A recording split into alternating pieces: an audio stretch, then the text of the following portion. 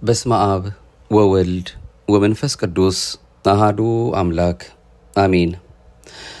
የጌታችን የአምላካችን የመድኃኒታችን የኢየሱስ ክርስቶስን ብርሃነ ጥምቀት ስናስብ በዚያ ውስጥ ልንመለከታቸው ልናስተውላቸው የሚገቡ በርካታ ቁም ነገሮች እንዳሉ በዚህ በማህደረ ተዋህዶ እንደ ኦርቶዶክሳዊት ተዋህዶ ቤተክርስቲያናችን እምነት ስርዓትና ትውፊት እሱ አምላካችን በቸርነቱ እየረዳን ወደ እናንተ በምናደርሰው መርሃ ግብራችን በእያንዳንዳችን ልቦና ጽላት ይጽፍልን ዘንድ ደጅ ጠንተነው የተከታተልነው አንድ መርሃ ግብር እንደነበረ የምታስታውሱት ነው። ይህንን ታዲያ የእሱን የአምላካችንን ብርሃነ ጥምቀት ስናስብ አምላካችን ጥምቀቱን የነገረን አንድም በድርጊት ወይም ደግሞ እያሳየ ማለት ነው። ሁለተኛ ደግሞ በትምህርት ነውና በድርጊት የሚለውን ነገር በስፋት በክፍል 1 አይተን ነበር። የምስጢረ ጥምቀት አመሰራረት እንዴት እንደሆነ ስናስብ እሱ አምላካችን ምስጢረ ጥምቀትን በስራ በማሳየትና በቃል በማዘዝ እንደፈጸመው አንስተን ነበር።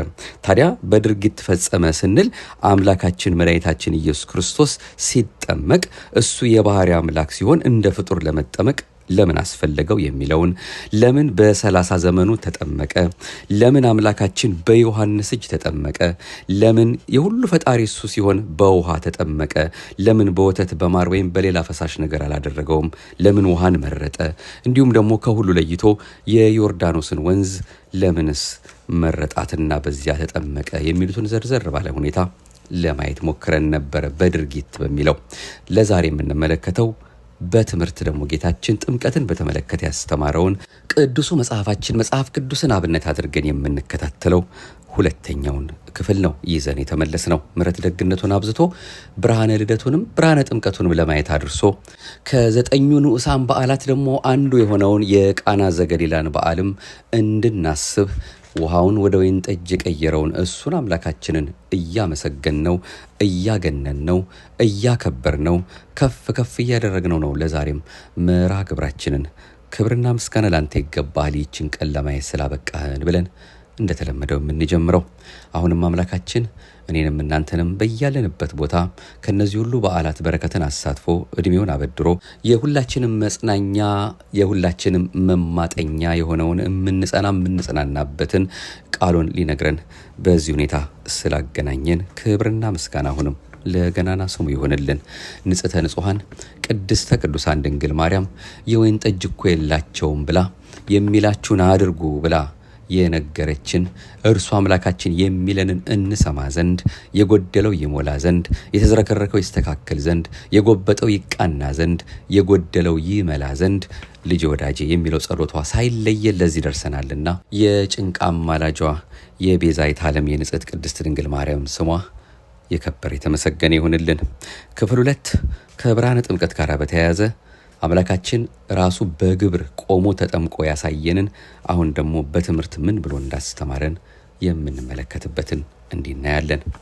ጌታችን ፈጣሪያችን ኢየሱስ ክርስቶስ ስለ ጥምቀት አስፈላጊነት በድርጊት ራሱ ተጠምቆ ከማሳየቱም በላይ በቃሉ በማያጠራጥር ሁኔታ አዟል። የሚከተሉት ናቸው። የመጀመሪያው ጌታችን ፈጣሪያችን መድኃኒታችን ኢየሱስ ክርስቶስ ሞታችንን ሞቶ ከደመሰሰልን በትንሣኤው ትንሣኤያችንን ካበሰረልን በኋላ ከማረጉ በፊት ለሐዋርያት የሰጣቸውን የመጨረሻውን ትእዛዝ አዟል። እንግዲህ ሂዱና አሕዛብን ሁሉ በአብ በወልድና በመንፈስ ቅዱስ ስም እያጠመቃችኋቸው ያዘዝኳችሁንም ሁሉ እንዲጠብቁ እያስተማራችኋቸው ደቀ መዛሙርት አድርጓቸው ብሏል። በማቴዎስ ወንጌል ምዕራፍ 28 ጌታችን ሐዋርያትን ዓለምን እንዲያስተምሩ ብቻ ሳይሆን ከስብከት ጋር ጥምቀትንም እንዲያጠምቁ አዟቸዋል። ይህም የጥምቀትን አስፈላጊነት ያሳያል በትምህርት የነገረን።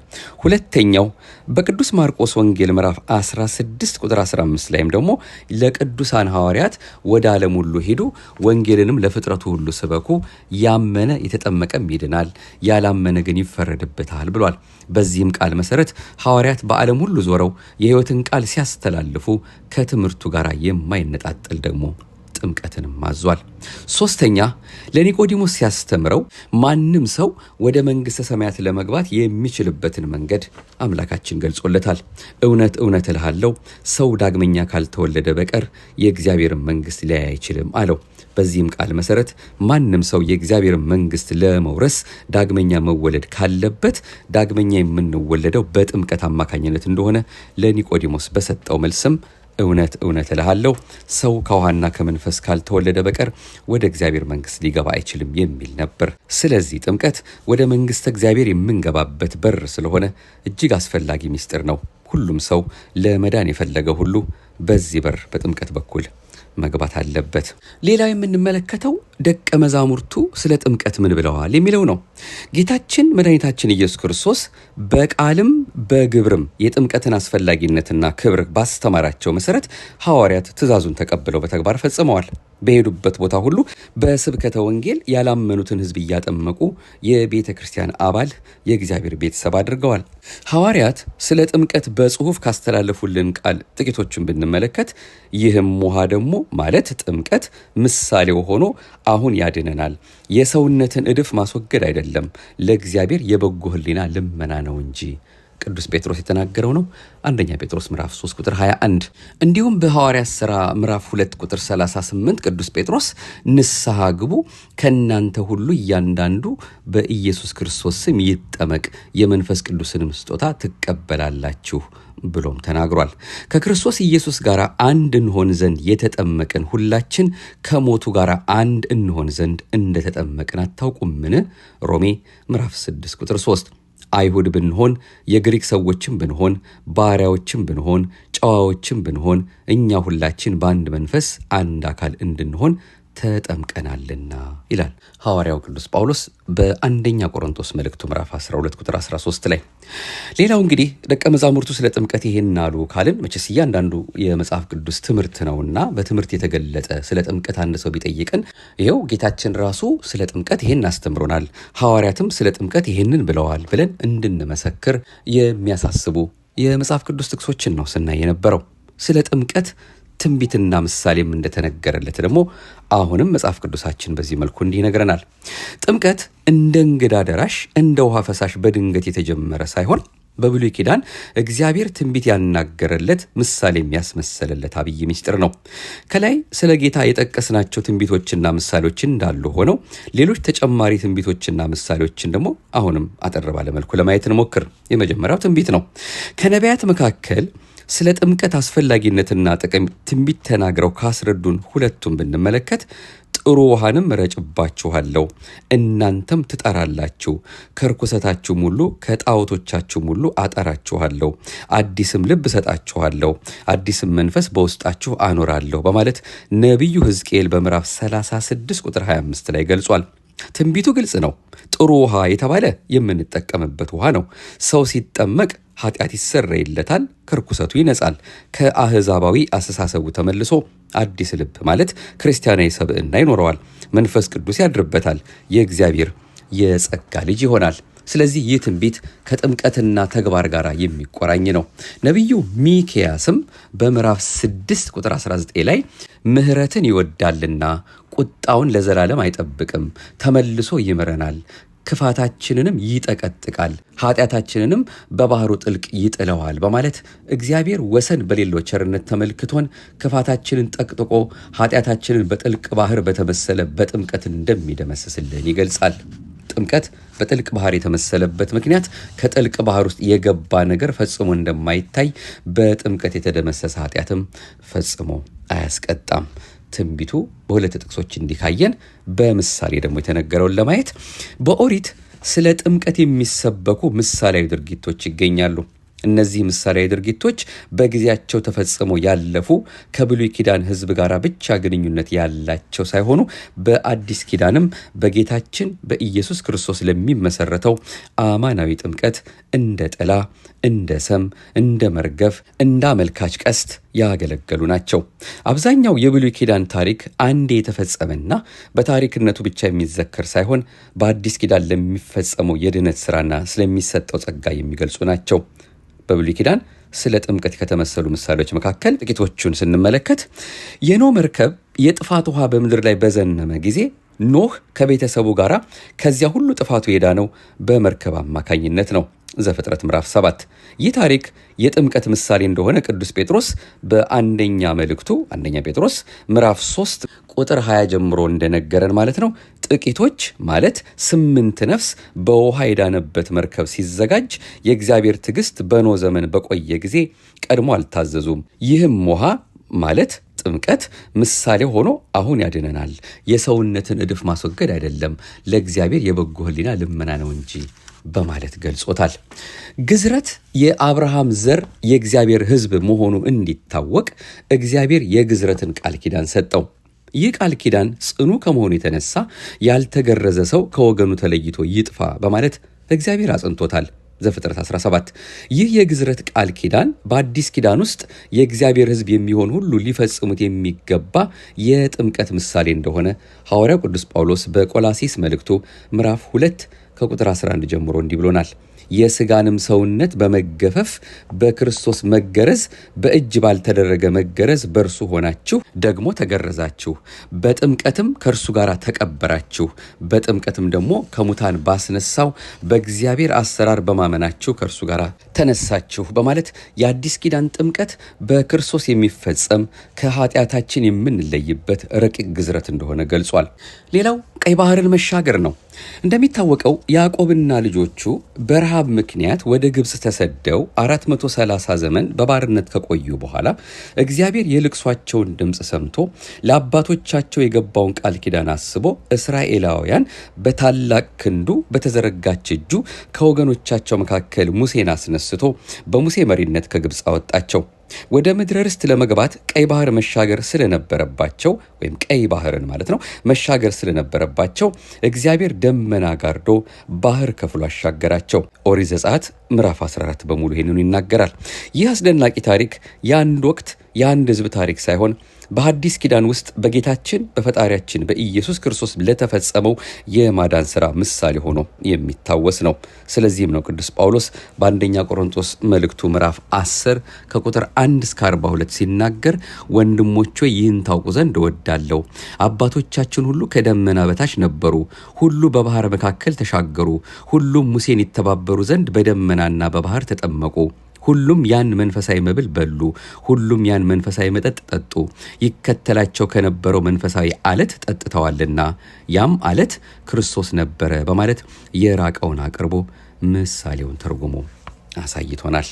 እንግዲህ ማጠቃለያችን የሆነውን ጥምቀተ ዮሐንስን ስናስብ ዮሐንስ መጥምቅ በነቢያት እንደተነገረለት የጌታን መንገድ የሚያዘጋጅ በመሆኑ ከጌታችን መንፈቅ ቀድሞ ያጠምቅና ያስተምር ነበር። ይህ የዮሐንስ ጥምቀት በጌታችን በኢየሱስ ክርስቶስ ለምትሰጠን አማናዊ ጥምቀት ምሳሌ ሆኖ በአዲሱ የወንጌል ትምህርት የሰው ልቦናን የሚያዘጋጅ እንጂ ልጅነትን የሚያሰጥ አልነበረም። ይህንንም ራሱ እኔ ለንስሐ በውሃ አጠምቃችኋለሁ፣ ጫማውን እሸከም ዘንድ የማይገባኝ ከኔ በኋላ የሚመጣው ግን ከኔ ይልቅ ይበረታልና እርሱ በመንፈስ ቅዱስ በእሳትም ያጠምቃችኋል ሲል ገልጿል። ማቴዎስ ምዕራፍ 3 ቁጥር 11፣ ማርቆስ ምዕራፍ 1፣ የሐዋርያት ሥራ ምዕራፍ 1 ቁጥር 5፣ የሐዋርያት ሥራ ምዕራፍ 19 ቁጥር 1። ጥምቀተ ሐዋርያት ከጌታችን ስቅለት በፊት ጌታችን ኢየሱስ ክርስቶስ ለድነት ዓለም በቀራንዮ ከመሰቀሉ በፊት በመዋዕለ ስብከቱ ደቀ መዛሙርት ያጠምቁ እንደነበር የሚያሳይ ነው። ይህንንም በዮሐንስ ወንጌል ምዕራፍ 4 ከቁጥር 1 ጀምሮ ስናነብ እንግዲህ ኢየሱስ ከዮሐንስ ይልቅ ደቀ መዛሙርት ያደርጋል ያጠምቅማል ማለትን ፈሪሳውያን እንደሰሙ ጌታ ባወቀ ጊዜ ይሁዳን ትቶ ወደ ገሊላ ደግሞ ሄደ። ዳሩ ግን ደቀ መዛሙርቱ እንጂ ኢየሱስ ራሱ አላጠመቀም በማለት ሐዋርያት ያጠምቁ እንደነበረ ተገልጿል። እንግዲህ ከብዙ በጥቂቱ ከጥምቀት ጋር ልንሰማው ልንማረው የሚያስፈልገን ትምህርት እጅግ በጣም በርካታ ቢሆንም በክፍል 2 ይህንን ለማየት ወደናል። ደርበን ከዛሬው ጋር የምናየው ታዲያ ጥር 12 የምናከብረውን የቃና ዘገሊላ በዓልን የሚያሳስበውን ነውና እሱን ደግሞ በቀጣዩ መልእክት እንመልከት። በሶስተኛውም ቀን በገሊላ ቃና ሰርግ ነበረ፣ የኢየሱስም እናት በዚያ ነበረች። ኢየሱስም ደግሞ ደቀ መዛሙርቱም ወደ ሰርጉ ታደሙ። የወይን ጠጅም ባለቀ ጊዜ የጌታችን የኢየሱስ እናት የወይን ጠጅ እኮ የላቸውም አለችው። ጌታችን ኢየሱስም አንቺ ሴት ካንቺ ጋር ምን አለኝ? ጊዜ ገና አልደረሰም አላት። እናቱም ለአገልጋዮቹ የሚላችሁን ሁሉ አድርጉ አለቻቸው። አይሁድም እንደሚያደርጉት የማንጻት ልማድ 6 የድንጋይ ጋኖች በዚያ ተቀምጠው ነበር። እያንዳንዳቸውም 2 ወይም 3 እንስራ ይይዙ ነበር። ጌታችን ኢየሱስም ጋኖቹን ሁሉ ሙሏቸው አላቸው። እስካፋቸውም ሞሏቸው። አሁን ቀድታችሁ ለአሳዳሪው ስጡት አላቸው። ሰጡትም። አሳዳሪውም የወይን ጠጅ የሆነውን ውሃ በቀመሰ ጊዜ ከወዴት እንደመጣ አላወቀም። ውሃውን የቀዱት አገልጋዮች ግን ያውቁ ነበር። አሳዳሪው ሙሽራውን ጠርቶ ሰው ሁሉ አስቀድሞ መልካሙን የወይን ጠጅ ያቀርባል፣ ከሰከሩም በኋላ መናኛውን። አንተስ መልካሙን የወይን ጠጅ እስካሁን አቆይተሃል አለው። ኢየሱስ ይህን የምልክቶች መጀመሪያ በገሊላ ቃና አደረገ፣ ክብሩንም ገለጠ፣ ደቀ መዛሙርቱም በእርሱ አመኑ ይለናል ዮሐንስ ወንጌል ምዕራፍ 2 ከቁጥር 1 እስከ 10። ይህንን በተመለከተ እንግዲህ የሰርጉ ቤት ሁኔታ ምን እንደሚመስልና በተለይ በትዳር ስንወሰን ወይም ለጋብቻ ስናስብ በሰርጋችን ጊዜ በተለያየ መልኩ ከዚህ ጋር በተያያዘ ልናስተውላቸው የሚገቡ በርካታ ቁም ነገሮችን የያዘ መልእክት ነውና ይህንኑ በጥሞና እንከታተላለን። የቃና ዘገሊላዎቹ ሙሽሮች ሁሉ አቅማቸው የፈቀደውን ያህል ለሰርጋቸው ሲዘጋጁ ሰንብተዋል። እንደ ባህላቸው ስለሚለብሱት ልብስ፣ ስለሚደግሱት ድግስ፣ ስለሚጠሯቸው እንግዶች ብዛት፣ ስለሚቀርበው ምግብ፣ ስለሚጠጣው የወይን ጠጅ ከዘመድ ወዳጆቻቸው ጋር ሲመክሩ፣ ሲሰሩ፣ ሲደክሙ ከርመዋል። ሰርጉ ሲጀመር ያላቸው የወይን ጠጅ ለተጋባዥ እንግዶች እንደሚዳረስና የሰርገኞቹን ደስታ ለማቆየት በቂ እንደሆነ እርግጠኞች ነበሩ። በሰርግ ዕለት ግን ብዙ እንግዳ ይሸኛል የተባለው የወይን ጠጅ ሳይታሰብ ድንገት አለቀ። የማይሽር ቁስል የሚጥልባቸውን የሰው መተረቻ የሚያደርጋቸውን ይህን ክስተት ግን እነርሱ ሳይሰሙ በሰርጉ ቤት የነበረችው እመቤታችን በምልጃዋ ፈታቸው። ክብር ይግባትና ለተወደደ ልጇ ነግራ የጎደለውን አስሞልታ በአማረ ሁኔታ ዳረቻቸው። የጠሩት የሰማይና ምድር ንጉሥ መድኃኔ ዓለም ክርስቶስ ውሃን ወይን ጠጅ አድርጎ አከበራቸው። በመጽሐፍ ቅዱስ ውሃና የወይን ጠጅ ከጠብና ከፍቅር ጋር ተያይዘው ሲነገሩ እናገኛለን። ጠቢቡ ሰለሞን ስለ ፍቅር ሲናገር ወይን ጠጅን በንጽጽር ያነሳል። ፍቅርህ ከወይን ጠጅ ይልቅ መልካም ነው። ፍቅርሽ ከወይን ጠጅ ይልቅ እንዴት ይሻላል? ከወይን ጠጅ ይልቅ ፍቅርህን እናስባለን። ወደ ወይን ጠጁን ቤት አገባኝ፣ በእኔ ላይ ያለው ዓላማውን ፍቅር ነው እያለ ተናግሯል። በአንጻሩ ደግሞ ስለ ጠብ ሲያነሳ ደግሞ ውሃን ያነሳል። ብዙ ውሃ ፍቅርን ያጠፋት ዘንድ አይችልም። የጠብ መጀመሪያ እንደ ውሃ አፈሳሰስ ነው። በዝናብ ቀን የሚያንጠባጥብ ቤትና ጠበኛ ሴት አንድ ናቸው ብሏል። በአጠቃላይ በመጽሐፍ ቅዱሳዊ አተረጓጎም ውሃ የጠብ ምሳሌ ሲሆን ወይን ጠጅ ደግሞ የፍቅር ምሳሌ ነው። መኃልየ መኃልይ ምዕራፍ 1 ቁጥር 2፣ መኃልየ መኃልይ ምዕራፍ 4 ቁጥር 2፣ ምዕራፍ 4 ከቁጥር 4 እስከ 10፣ መኃልየ መኃልይ ምዕራፍ 8 ቁጥር 7፣ መጽሐፈ ምሳሌ ምዕራፍ 17 ቁጥር 14 እንዲሁም መጽሐፈ ምሳሌ ምዕራፍ 27 ቁጥር 15 ላይ የተወሰኑት ከዚሁ ጋር የሚጠቀሱ ናቸው። በቃና ዘገሊላ ሰርግ ቤት በመጀመሪያ የወይን ጠጅ ተጠምቆ ዝግጁ ሆኖ ነበረ። ይህ የወይን ጠጅ የጠማቂ ባለሙያ እጅ የተጠበበበት ነበረ። ሙሽሮቹ ያላቸው ወይን ጠጅ ሰርጉን እንደሚያዘልቃቸው ተማምኖ የነበረ ቢሆንም ወይኑ ባልጠበቁት ፍጥነት አለቀ። ከዚያ በኋላ በዚያ ሰርግ ቤት ለሚመጣ እንግዳ ሊቀርብ የሚችለው ብቸኛ መጠጥ ውሃ ብቻ ነበር። ለሙሽሮቹ የሚሻላቸው ከዚያ ደቂቃ ጀምሮ ሌላ እንግዳ ጨርሶ ባይመጣ ነው። ወይን ጠጅ በሚጠጣበት ሰርግ ቤት ውሃ ከሚጠጣ ለእንግዳውም ባይመጣ ይሻለዋል። ብዙ ባለትዳሮች ከጋብቻ በፊት መጀመሪያ መጠኑ ይለያይ እንጂ ቢያንስ ወደ ጋብቻ እንዲያመሩ ምክንያት ሊሆን የቻለ በወይን ጠጅ የተመሰለ ፍቅር ይኖራቸዋል። ብዙዎች የቃና ሙሽሮች በወይን ጠጃቸው እንደተማመኑ ሁሉ በፍቅራቸው ዘላቂነት እርግጠኞች ናቸው። ከጋብቻ በፊት የነበራቸው ፍቅር ከጋብቻ በኋላ አብሯቸው እንደሚዘልቅ ያምናሉ። እንዳውም አንዳንድ ጥንዶች በፍቅራቸው ዘላቂነት ላይ ካላቸው እርግጠኝነት የተነሳ ሌሎች ባለትዳሮች ሲጣሉ ሲያዩና ሲሰሙ በልባቸው ሰው እንዴት ይጣላል? ምናልባት እንደኛ ስለማይፋቀሩ ይሆን ብለው ያስባሉ። እኛ መቼም የፈለገ ነገር ቢከሰት እንዲህ አንሆንም ብለውም ይዝታሉ። በሰርግ ሰሞንና በመጀመሪያዎቹ የጋብቻ ወራት ባልና ሚስት በፍቅር ወይን የተሞሉ ሊሆኑ ይችላሉ። የጫጉላ እርከን ላይ እያሉም ሁሉም ነገር ደስታና ሰላምን የተሞላ ሊሆን ይችላል። እንደ ቃናው ሰርግ ቤትም ይህ የፍቅር ወይን በልብ በሙሉነት ሲቀዳ ይቆያል። ሆኖም ሰው የጠመቀው ወይን ማለቁ እንደማይቀር በጋብቻ ሕይወትም እንዲሁ በተለይ በልባዊ ፍቅርና በእግዚአብሔር ቃል ያልተመሰረተ ጊዜያዊ ፍቅር ከሆነ ደግሞ በወይን የተመሰለው ፍቅር እያለቀ መምጣቱ አይቀርም። ከዚያ በኋላ በዚያ ጋብቻ ላይ ሊገኝ የሚችለው ውሃ ይሆናል። ባል ለሚስቱ ፍቅር የተባለውን ወይን ማቅረብ ሲሳነው፣ ሚስትም እንዲሁ ወይን ማምጣት ሲያቅታት አንዳቸው በአንዳቸው ሁኔታ እየተበሳጩ ይሄዳሉ። ወይን ከሌለ ደግሞ እንደ መፍትሄ ቆጥረው አንዳቸው ለአንዳቸው የሚያቀርቡት ያው ውሃ ነው። ውሃ ደግሞ ከላይ በመጽሐፉ እንዳየነው የማያቋርጥ ጠብ ነው። ባል ለሚስቱ ሚስትም ለባሏ እንደ ውሃ ይቀዘቅዛሉ። እርሷ እውነት ግን ይህንን ሰው ነበር ባል ብዬ የተቀበልኩት ብላ ትብከነከናለች። እርሱም ምን ነክቶኝ ነበር እያለ ይቆጫል። እንግዳ ወደ ቤታቸው ቢመጣም ሊያቀርቡት የሚችሉት የፍቅር ወይን የላቸውም። ምናልባትም ወደ ቤታቸው የመጣው ሰው ሁሉ የሚያየው ጠባቸውን ብቻ ስለሚሆን የእንግዳ አለመምጣት ለሁለቱም የተሻለ ይሆናል። ያያቸው ሰው እርስ በርሳቸው ያላቸውን ጥላቻ ሲመለከት እነዚህ ሰዎች ቀድሞውንስ እንዴት ተፋቅረው ሊጋቡ ቻሉ? የለም ቀድሞውንም ፍቅር ባይኖራቸው ነው ብሎ ይደመድማል። ልክ ነው።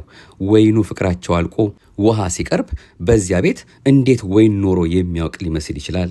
አይችልም። በእንዲህ አይነት ኑሮ የሚሰቃዩ ብዙዎች ናቸው። ባልጠበቁት ሁኔታ የፍቅር ወይን አልቆባቸው የጠብ ውሃን መጋት የለመዱ፣ የተጋቡበትን ቀን የሚረግሙ፣ ጋብቻን ለማንም ሰው የማይመክሩ፣ ባላገቡ ሰዎች እድል የሚቀኑ፣ ፍቺ እንዳይፈጽሙ ፈርተው ልጆቻቸውን ላለመበተን ብለው አብረው የሚኖሩ፣ ባልና ሚስት ሆነው አልጋ ለይተው የሚተኙ፣ መሽቶ ሲነጋ ሰላምታ እንኳ የማይለዋወጡ፣ ወይን ጠጁ አልቆባቸው ቤታቸው በጠብ ውሃ ጎርፍ የተሞላባቸው እጅግ ብዙ ሰዎች አሉ። ለዚህ ችግር መፍትሄ ፍለጋ ብዙዎች ይደክማሉ። ችግራቸውን ሊፈቱላቸው ለማይችሉ ለወዳጅ ዘመዶቻቸው የወይናቸውን ማለቅ ተናግረው መዘባበቻ ሆነው የቀሩም የትየለሌ ናቸው፣ ብዙዎች ናቸው። አንዳንዶቹ ደግሞ መፍትሄ ይሆናል ብለው በራሳቸው መንገድ ሄደው የራሳቸውን ወይን ጠጅ ፍለጋ ሲባትቱ ይኖራሉ። ሌሎች ደግሞ አሉ ያለቀባቸውን የፍቅር ወይን ጠጅ መልሶ ለማስቀጠል ወደ ላይ ከመጸለይ ይልቅ በየጉራንጉሩ በየባዕድ አምልኮ ቤት ሲቆዝሙ የሚውሉ። የባሱት ደግሞ በሰው ጥበብ የተጠመቀ ሌላ የወይን ጠጅ አመጡና በአጭር ጊዜ አልቆባቸው ያፈሩ፣ የደነገጡ፣ በሐዘን ድባብ የተዋጡ። መፍትሄው ግን በዚሁ በቃና ዘገሊላ ሰርግ ቤት ታሪክ ላይ የታየው ብቻ ነው። ያለቀ የፍቅር ወይን ጠጅ ችግሩ መፈታት የሚችለው በዚያ በገሊላ ቃና ሰርግ ቤት በተፈታበት መንገድ ብቻ ነው።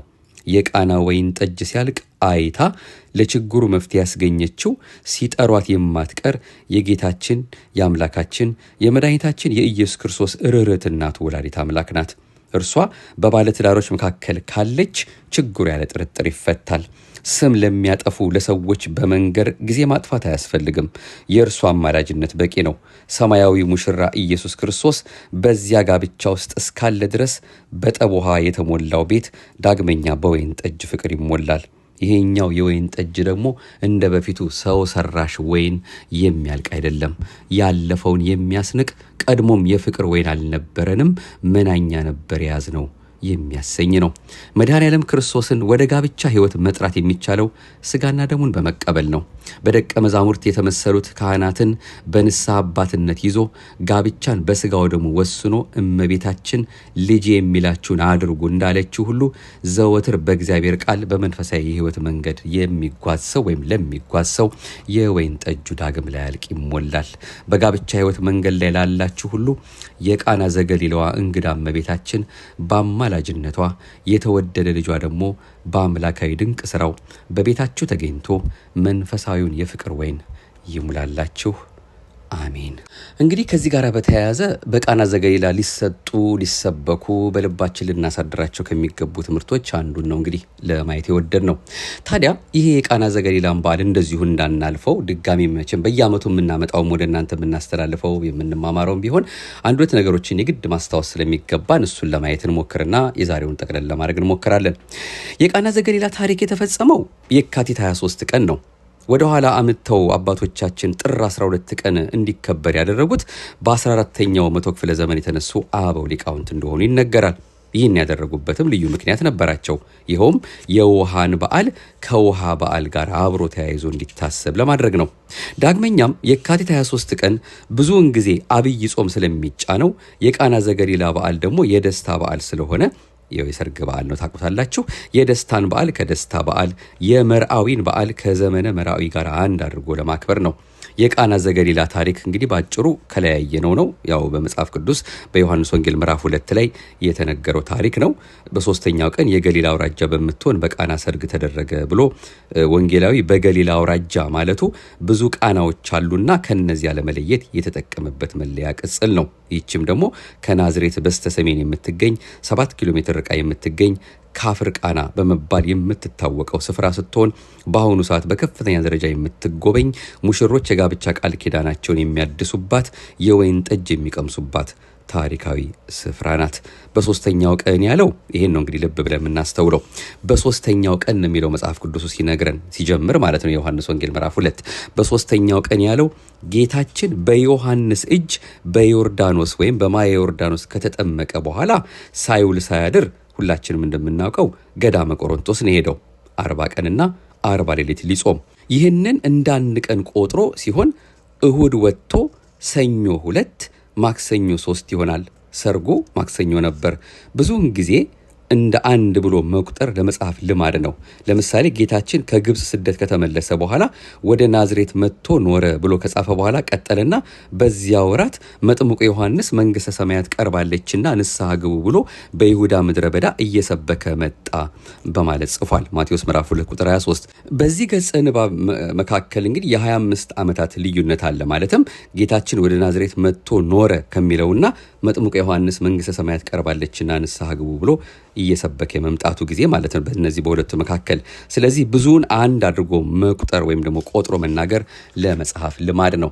ይህች የቃና መንደር ድሆችና አሕዛብ የሚኖሩባት መንደር ስትሆን ጌታ በድሆች መንደር በተዘጋጀው በድሆች ሰርግ ቤት መታደሙ በየዘመኑ ለሚነሱ ካህናትና ደቀ መዛሙርት አብነትና ምሳሌ ለመሆን እንደሆነ ቅዱስ ቤተክርስቲያናችን ታስተምረናለች። ነገሩ በጣም ሰፊ ነውና እንደው ለማሳጠር ያህል አሁንም ጌታችን በሰርግ ቤት የመገኘቱ ወይም በመገኘቱ 3 አበይት ትምህርቶችን አስተምሮበታል። አንደኛ ትህትናን አስተምሯል። ሁለተኛ ለሰው ክብር መስጠትን አስተምሯል። ሶስተኛ ማህበራዊ ሕይወትን መሳተፍን አስተምሮናል። ታዲያ በዚሁ ላይ በጥቅሱ እንደምናየው አንቺ ሴት ካንቺ ምን አለኝ ብሎ የተናገረው ልብ ይሏል። አንቺ ሴት ያለበት ምክንያት ራሱን የቻለ ሰፊ ትንታኔ አለው። እኛ ጊዜ ገና አልደረሰም የሚለውን ብቻ ነው ካለን ጊዜ አንጻር እኛም ለማየት የምንሞክረው። ብዙዎች በዚህ የሚሰናከሉ ስላሉ አንቺ ሴት በሚለውም ጊዜ ገና አልደረሰም የሚለውም የሚሰናከሉ ስላሉ እሱን እንደ አምላካችን ፈቃድ ምናልባት እድሜውን ያበድረን የካቲት 23 ስንደርስ እንመለስበታለን። አሁን ግን እንደው ለበዓሉ መነሻ እንዲሆነን ከቃና ዘገሊላ ጋር የተያያዘ ትምህርት ነውና ጊዜ ገና አልደረሰም ያለባትን ወይም ደግሞ ያላትን ምስጢሩ እናያለን። በጥቂቱ 3 ምክንያቶች አሉ። ጊዜ ገና አልደረሰም ብሎ ለእናቱ መድኃኔዓለም መናገሩ ወይኑ ጨርሶ ጥፍፍ ብሎ አላለቀም ነበርና ያ እዛ ውስጥ ያለው ሳያልቅ ውሃው በላዩ ላይ ተጨምሮበት ቢያደርገው ኖሮ የቀረውን እንጥፍጣፊ አበረከተ እንጂ መች አዲስ ወይን ጠጅ ሰጠ? ይህማ ምን ያስደንቃል? እነ ኤልሳ አድርገውት የለምን ብለው ተአምራቱን በነቀፉበት ነበርና ነው። አንዱ ምክንያት ይሄ ነው። አንድም ይሁዳ ወጥቶ ነበርና ከተአምራቱ ቢለየኝ ከሞቱ ገባሁበት እንዳይል ይሁዳ እስኪመጣ ድረስ ለመጠበቅ ነው። ማለትም ሁላችንም እንደምናውቀው ይሁዳ ጌታችን አሳልፎ የሚሰጠው ነውና ለምን አሳልፈ ሰጠህ? አምላክ አይደለም ወይ መምህር አይደለም ወይ እንኳ ቢሉት ተአምር ሲያደርግ መቼ ለኔ ያሳየኝ እኔ ወጣ ስልለት እሱ ተአምሩን አደረገ ብሎ ምክንያት እንዳያገኝ ከተአምራቱ ቢለየኝ ከሞቱ ገባሁበት እንዳይል ነው። አንድም ምናልባት የተደረገውን ተአምር አይቶ ተደንቆ ምናልባት ከክፋቱና ከተንኮሉ ይመለስ ከሆነ ብሎ አምላካችን እድል ሊሰጠው እድል ለመስጠት ነው። አንድም ለተአምራቱ ጊዜ ያለውና በሰለስት የሚያደርገውን በቀትር የሚያደርገውን በሰለስት አያደርገውምና ነቢዩ ዳዊት ጊዜ ገቢር ለእግዚአብሔር የሥራ ጊዜ አለው ብሏል። ጊዜው ገና አልደረሰም ማለትም በባህሪ መለኮቱ ተአዝዞ አገብሮ የሌለበት ጌታ በስጋ ታዛዥ ሆኖ ቢገለጥም የራሱ የሆነ ሥራ ጊዜ ነበረው። በመጽሐፍ ቅዱስም ተደጋግሞ እንደተጻፈልን ጊዜ እያለ ጌታ የሚናገረው የሞቱን የስቅለቱን ጊዜ ነበር። ድንግል ማርያምስ ስለ ወይን ጠጅ ስትጠይቀው እርሱ ግን በዕለተ ዓርብ ስቴ ሕይወት ስቴ መድኃኒት ሆኖ ስለሚፈሰው ደሙ ይናገር ነበር። ድንግል ስለ ሙሽራው ድግስና የሙሽራው ጎዶሎ የሚሞላበትን ሁኔታ ስትጠይቀው እርሱ ደግሞ አባቱ ስላዘጋጀው ሰማያዊ ሰርግና የዓለምን ጎዶሎ ስለሚሞላው ደሙ ተናገረ። ጊዜ በማለት ስለ ዕለተ ሞቱ የተናገራቸው እነዚህ ጥቅሶችን መመልከትም ይቻላል። ዮሐንስ ወንጌል ምዕራፍ 2 ቁጥር 4፣ ዮሐንስ ወንጌል ምዕራፍ 7 ቁጥር 6፣ የዮሐንስ ወንጌል ምዕራፍ 7 ቁጥር 30፣ የዮሐንስ ወንጌል ምዕራፍ 8 ቁጥር 20፣ የዮሐንስ ወንጌል ምዕራፍ 12 ቁጥር 23፣ የዮሐንስ ወንጌል ምዕራፍ 13 ቁጥር 1፣ የዮሐንስ ወንጌል ምዕራፍ 17 ቁጥር 1፣ የማቴዎስ ወንጌል ምዕራፍ 26 ቁጥር 18 እና መዝሙር 118 ቁጥር 126። እንግዲህ ጠቢቡ ሰለሞን ሁሉም በጊዜው ውብ አደረገው በማለት እግዚአብሔር ለሚሰራው ስራው ሁሉ የተለያዩ ጊዜያትና ምክንያቶች አሉት። ስነ ፍጥረትን በቅጽበት መፍጠር ሲችል ሰዓታትንና ዕለታትን ጠብቆ ሁሉን በየተራቸው እንደየድርሻቸው እየደረደረ እየከፋፈለ ቅርጽና መጠን እያወጣ ውበትና ምቾት እየሰጠ በተለያየ ህብረ ቀለማት እያስጌጠ ገዢና ተገዢን እየለየ ምግብንና ተመጋቢን እያገናዘበ ሃዳሪና ማህደርን እያስማማ ፈጥሮ ሲፈጽም የጊዜ አስፈላጊነትን ነግሮናል።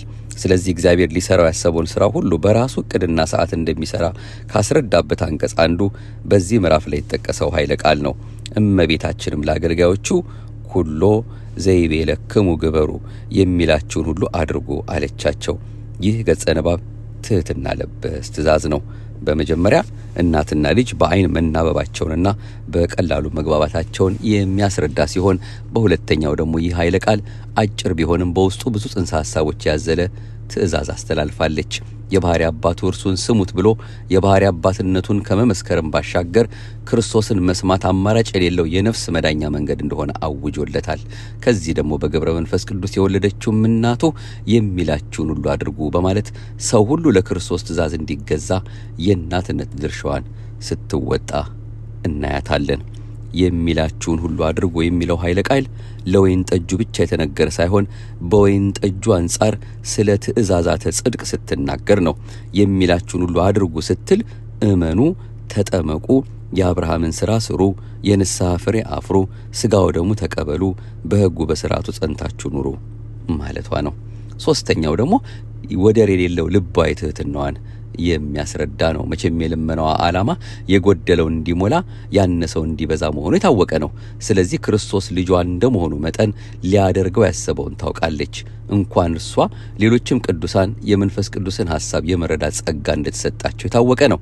ሐዋርያው ቅዱስ ጳውሎስ እኛስ የክርስቶስ ልብ አለን በማለት ቅዱሳን ሰዎች እግዚአብሔር ሊያደርግ ያሰበውን በጸጋ እንደሚያውቁ ተናግሯል። አንደኛ ቆሮንቶስ ምዕራፍ 2 ቁጥር 16። እንግዲህ የጌታችን የአምላካችን የመድኃኒታችን የኢየሱስ ክርስቶስን ብርሃነ ጥምቀትንም በተመለከተ እንዲሁም ደግሞ የጥር 12 የቃና ዘገሊላ በዓልንም አምላካችን በቸርነቱ ሊያስተምረን የወደደውን እነዚህን ደረብ አድርገን ነው ለዛሬ ለማየት የወደድነው የሞከርነው። ይሄ የቃና ዘገሊላው ምስጢር እጅግ በጣም ሰፊ ስለሆነ እንዲሁ ብቻ እንዳንተወው ሴት አንቺ ሴት የሚለው ከአንቺ ጋር ምን አለኝ የሚለውና አሁን ራሱ ጊዜ ገና አልደረሰም ያልነው በብዙ መልኩ የሚፈታ ነው። እሱን ደግሞ የካቲት 23 ነው ቀኑ ብለን ቅድም ከላይ እንደገለጽ ነው። በዚያን ጊዜ ደግሞ የበለጠ እንደገና አንስተ ነው በስፋት የምንመለከት ይሆናል። በየዓመቱም የተነጋገርንበት ስለሆነ ወደ ኋላ መለስ ብላችሁ የእነዚህን ትርጓሜዎች እንዲሁም በተለያየ መልኩ ደግሞ ትምህርቱም እየተሰጠ ስለሆነ ከሰሞኑ በተለያየ አጋጣሚ በእጆቻችን ባሉ ስልኮችም በዩቲዩብም ስለምንሰማው እናንተም እንደ እግዚአብሔር ፈቃድ ከዚህ የጎደለውን እያሟላችሁ እንድትከታተሉ ለመጠቆም እንወዳለን። የሰማነውን ሁሉ መድኃኔዓለም የፍቅር አምላክ በእያንዳንዳችን ልቦና ጽላት ይጻፍልን፣ ለፍሬ ለበረከት ያደርግልን። እመብርሃን ወላዲተ አምላክ የሚላችሁን አድርጉ እንዳለችን ልጇ ወዳጇ የሚለንን ካደረግን የሚያሳስበን የሚያስጨንቀን ነገር ሁሉ ከእግራችን በታች ይወድቅልናል። እርሱ አምላካችንን መጥራት ብቻ እሱ የሚለንን ሰማይና ምድር ሲያልፍ በማያልፈው በተናገረው ቃሉ እሺ በጄ ብለን ያን እየሰማን የምንኖር የምንመላለስ ከሆነ ክፉ ያልነው ነገር ከኛ ይርቃል፣ ደጉ ይቀርባል፣ የቸርነቱ ሥራ ይበዛልናል። ምሕረቱ፣ ደግነቱ፣ ከሃሊነቱ ከትላንት ዛሬ በበለጠ ከሱ ጋር ስንኖር እሱ አምላካችን በእውነት ለኛ ያሰባትን መልካሙን ሐሳብ በራሱ ጊዜ ይፈጽምልናል። ዋናው ነገር እንደ ቃሉ እንደ ትእዛዙ መኖር ነው።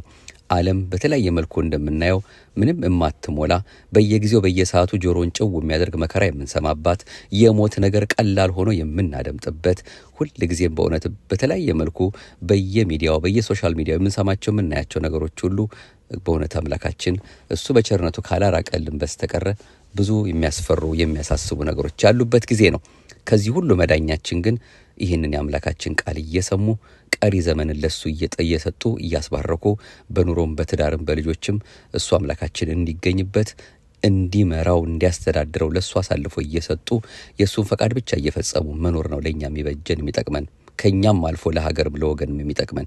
ስለዚህ ለሱ ለአምላካችን እንመቸው፣ የደግነቱን ስራ ለኛ ያበዛልናል። ኑ እንዋቀስ ያለ መድኃኔዓለም በእርግጥም የደግነቱ ስራ ለኛ ቅርብ ነውና እኛም እንቅረብ። ወደ እርሱ ቅረቡ እርሱም ወደ እናንተ ይቀርባል።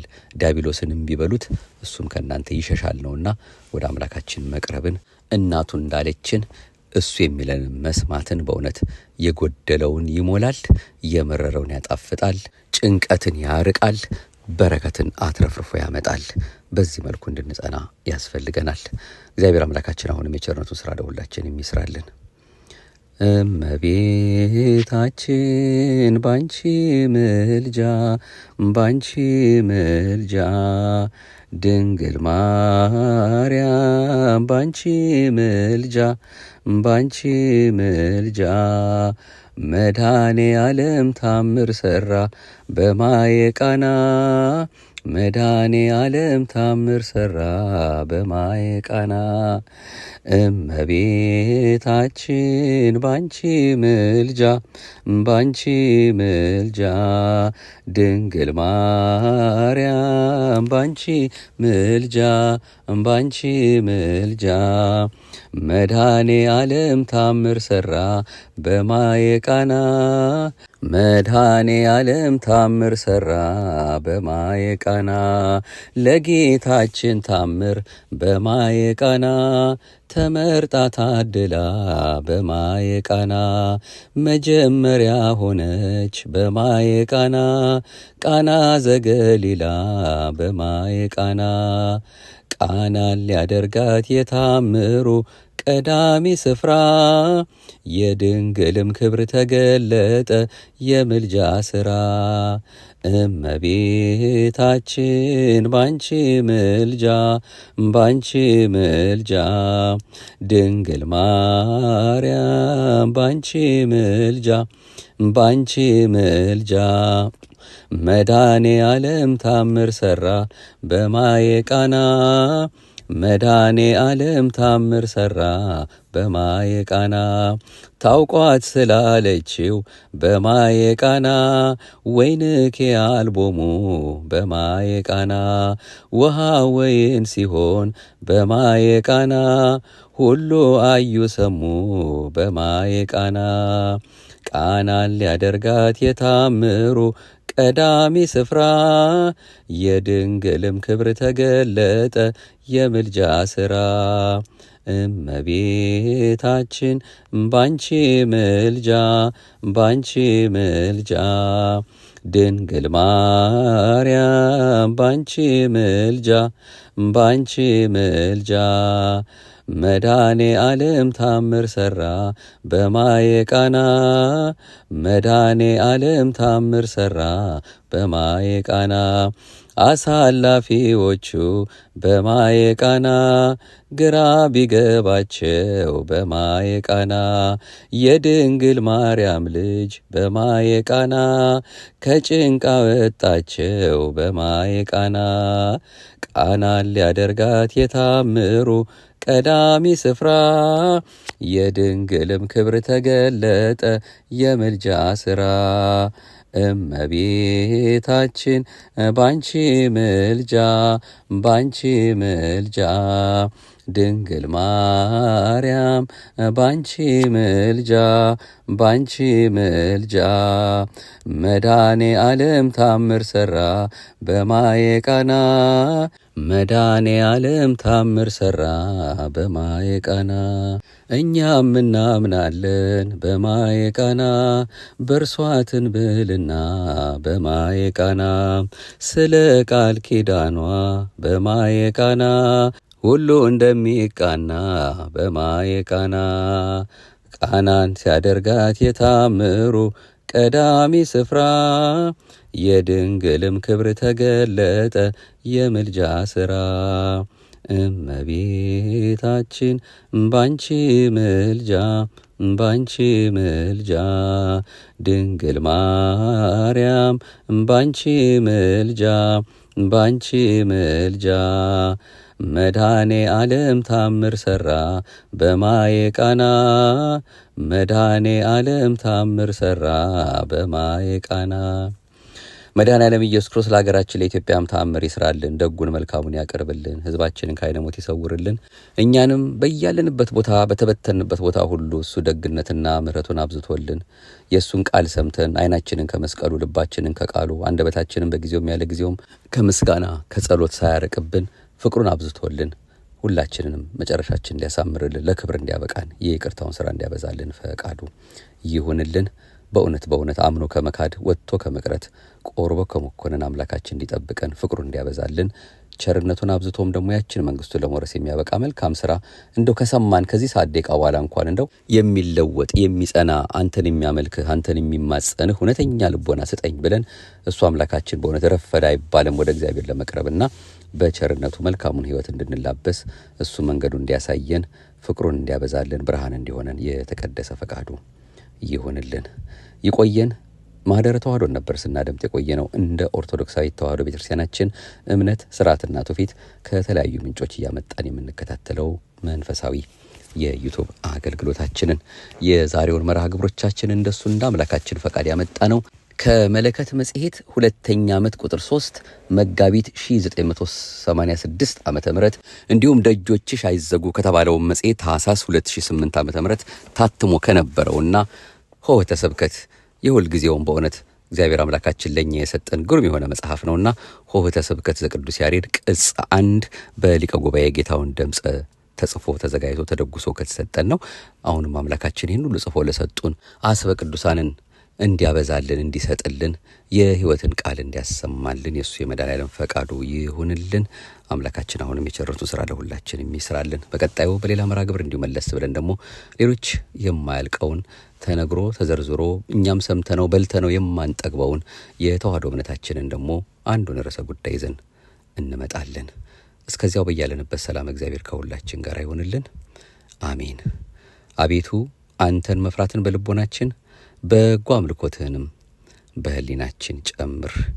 ማህደረ ተዋህዶን ለሚያደምጡ ሁሉ እንግዲህ እናንተም ላይክ ሼር በማድረግ ሰብስክራይብ በማድረግ ለሌላው በማካፈል ይህ የእግዚአብሔር ቃል ለሁሉ ይዳረስ ዘንድ ከእናንተ የሚሆነውን ነገር ከማድረግ ወደኋላ እንዳትሉብን ከወዲሁ መልእክቱን እናስተላልፋለን።